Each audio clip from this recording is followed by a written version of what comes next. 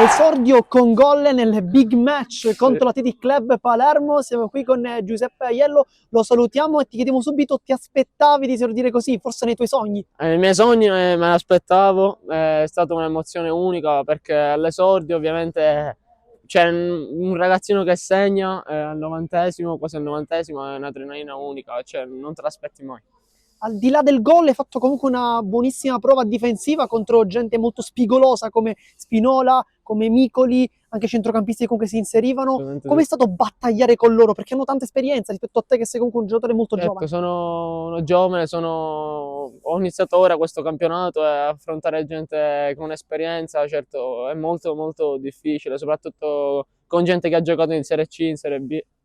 Oggi sei entrato a freddo perché è stato per l'infortunio del tuo compagno Cossentino. Sì. Com'è stato impattare nei primi minuti? Forse hai fatto qualche errore all'inizio, poi però riscaldandoti è andato sempre meglio. Certo, non me l'aspettavo, ovviamente si faceva chiamare Cosentino, Alberto, ma appena il mister mi ha chiamato mi sono messo subito a disposizione e poi man mano andando via con la partita poi ho preso, diciamo, conoscenza di tutto e come dovevo giocare. Adesso invece parliamo un po' della partita. 1-1, risultato importante contro la Sì, capolista. Come l'hai vista questa gara? È un pareggio è meritato? una partita molto rocciosa, molto di falli, ovviamente una squadra come Atletico Palermo, la prima in classifica, è forte, forte, ma noi in casa siamo questi e diamo tutto.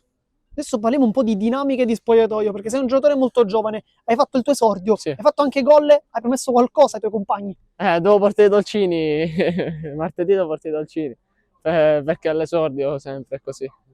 Adesso invece parliamo della prossima partita contro il Castelbuono, ti chiedo se li conosci e come le imposterai. Non li conosco bene, ma so che non dobbiamo mollare perché stiamo facendo bene e dobbiamo solo tirare dritto.